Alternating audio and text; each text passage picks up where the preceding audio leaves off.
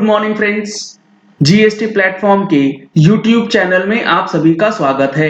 ई invoices का option जो है अब जीएसटी पोर्टल पे इनेबल कर दिया गया है।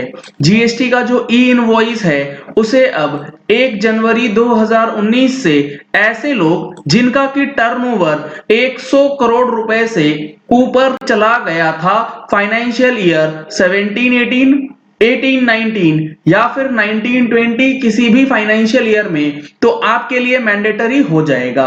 और 1 अप्रैल 21 से ऐसी प्लानिंग है कि हर किसी के लिए ई इनवॉइसिंग का ऑप्शन जो है वो मैंडेटरी कर दिया जाए।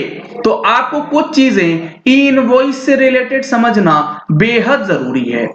ई इनवॉइस के टॉपिक को समझने से पहले उससे भी ज्यादा जरूरी इंफॉर्मेशन यह है कि 31 दिसंबर को आपका लास्ट डेट है जीएसटीआर 9 और 9C को फाइल करने का। वो कौन सा पीरियड? 18-19 का। अगर आपने अभी तक फाइल नहीं किया है, लास्ट डेट की वेट कर रहे हैं, तो वेट मत कीजिए। इस बार एक्सटेंशन मिलने की चांसेस बहुत ही कम है। अगर आपको कोई दिक्कत है तो 13 दिसंबर यानी कि कल हमारा ऑनलाइन ट्रेनिंग सेशन ऑर्गेनाइज किया गया है। आज लास्ट डेट है रजिस्ट्रेशन के लिए।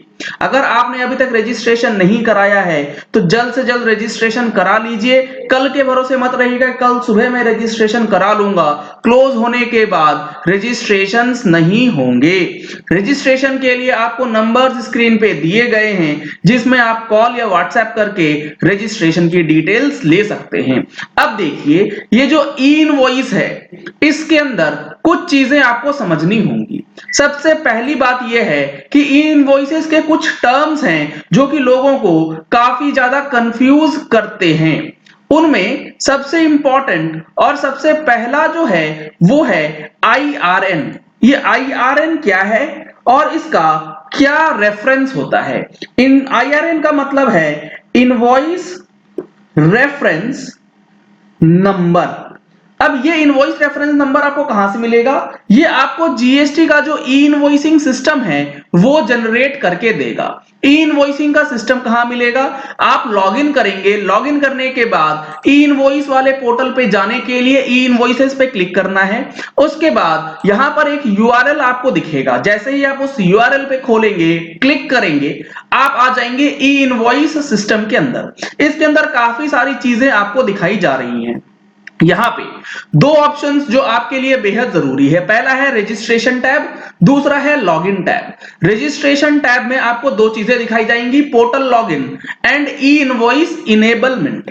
यानी कि इसका मतलब यह है कि अगर आपका टर्नओवर क्रॉस कर चुका है स्पेसिफाइड लिमिट से बट फिर भी ई इनवॉइस जो है पोर्टल पे इनेबल नहीं है, तो आपको ये वाला इनेबलमेंट फॉर्म जो है वो भरना होगा और ऑनलाइन आपका ई इनवॉइस जो है वो इनेबल कर दिया जाएगा। यहां पर आपसे एक मांगा जाएगा कम्युनिकेशन, एक वेरिफिकेशन कि आप ये जस्टिफाई करेंगे कि आपकी टर्नओवर जो है वो स्पेसिफाइड लिमिट से ऊपर चली गई। जब आपका ई इनवॉइस सिस्टम इनेबल हो जाए उसके बाद आप लॉगिन कर सकते हैं यूजर नेम और पासवर्ड के द्वारा। यूजर नेम और पासवर्ड के लिए आपको रजिस्ट्रेशन के पोर्टल लॉगिन पे जाना है, अपना जीएसटी नंबर डालना है और जीएसटी नंबर डालने के बाद जो आपका यूजर नेम और पासवर्ड है वो subject to verification of OTP, यानी कि जो आपका email ID and mobile number है उसके अंदर जो जो चीजें दी गई हैं उन सारी चीजों को यूज करके आप अपना डेटा रजिस्टर कर सकते हैं। और अगर आप रजिस्टर कर चुके हैं तो यहां पर आपको मैसेज दे दिया जाएगा, you are already registered,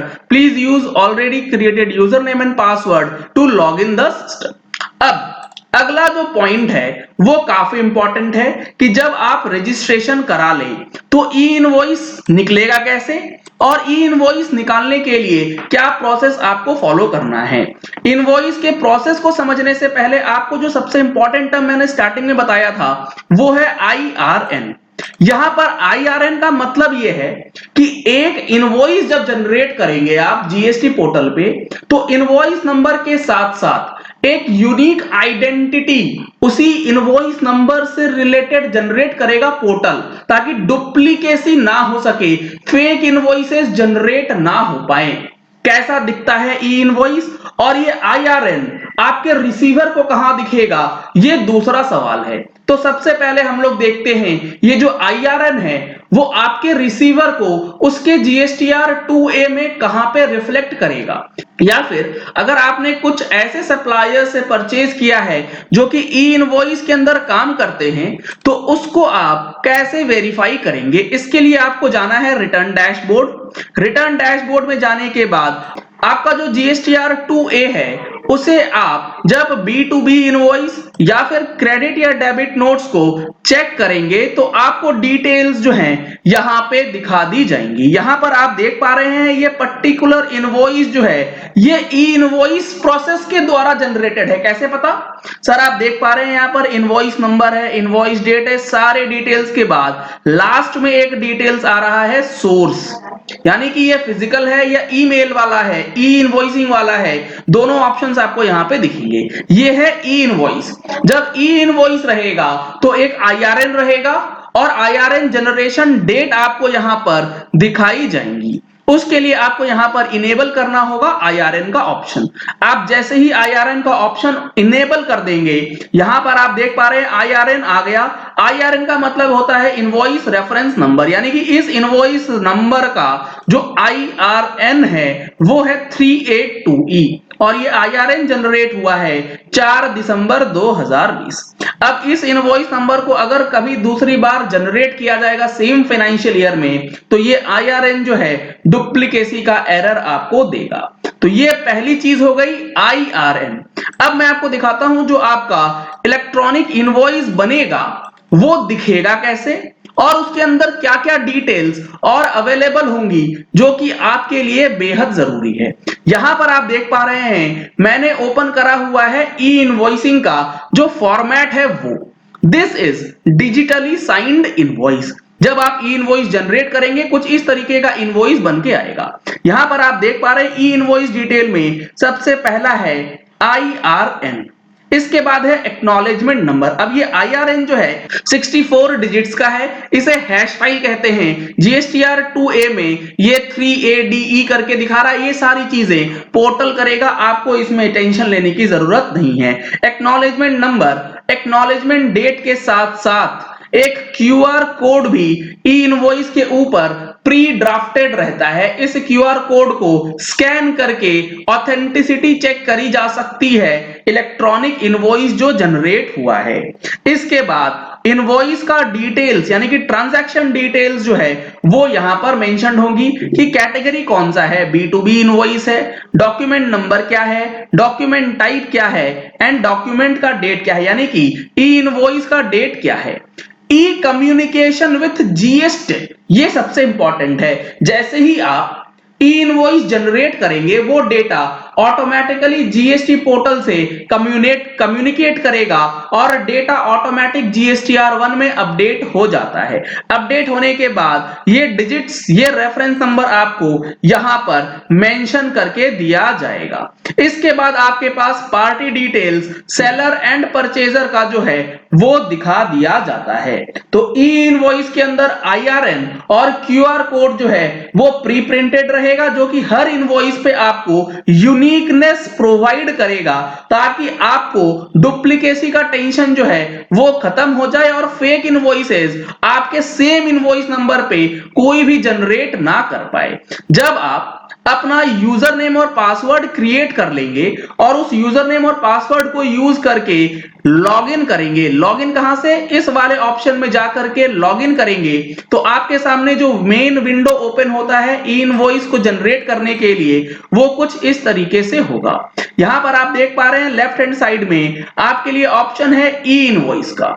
E invoice के अंदर आपको ऑप्शंस दिए जाते हैं कि आपने कितना ई इनवॉइस जनरेट करना है। बल्क अगर जनरेट करना है तो बल्क का ऑप्शन है। एक एक इंडिविजुअल इनवॉइसेस के लिए भी आपके पास यहां पर इस डैशबोर्ड में ऑप्शन रहेगा। कितने आपने जनरेट किए हैं, कितने आपने कैंसिल किए हैं एक महीने में या आपसे पिछले दिन में, तो वो सारी चीजें आपको लॉगिन करने के बाद डैशबोर्ड पे दिखा दी जाती हैं। ई इनवॉइस के अंदर एक इनवॉइस का, बल्क अपलोड का, कैंसिल का, print and bulk IRN cancel, ये ऑप्शंस आपके लिए अवेलेबल रहेंगे। तो ये चीजें आपको समझ में आनी जरूरी है ई इनवॉइसिंग से रिलेटेड कि किस तरीके से ई इनवॉइसिंग का प्रोसेस काम करता है, 2A में कैसे डेटा जाता है और आपका IRN और QR कोड का क्या मीनिंग होता है। चलिए इस वीडियो को यही एंड करते हैं। आशा करते हैं कि आपको यह वीडियो पसंद आया होगा। अगर आपको यह वीडियो पसंद आया तो इस वीडियो को लाइक और शेयर करना मत भूलिएगा, ताकि मैक्सिमम लोगों तक ये इन्फॉर्मेशन पहुंच जाए कि ई इनवॉइस का क्या प्रोसेस है जनरेट करने का और क्या होता है IRN। अगर आपने हमारी मंथली टैक्स मैगजीन अभी तक सब्सक्राइब नहीं कराई है तो जल्द से जल्द सब्सक्रिप्शन ले सकते हैं। दिसंबर महीने की जो मैगजीन है वो हमारी स्पेशल एडिशन है न्यू GSTR 3B एंड 1 के लिए, जो जनवरी 21 से इंप्लीमेंट होने वाली है। Thank you. अगर आपने हमारे चैनल पे फर्स्ट टाइम ट्यून इन किया है तो चैनल को सब्सक्राइब करने के लिए नीचे दिया गया रेड कलर का सब्सक्राइब बटन प्रेस कर लीजिए। साथ में जो बेल आइकन है उसे भी प्रेस कर लीजिएगा, ताकि वीडियोस की नोटिफिकेशंस आप तक रेगुलरली पहुंचती रहें। Thank you and have a nice day.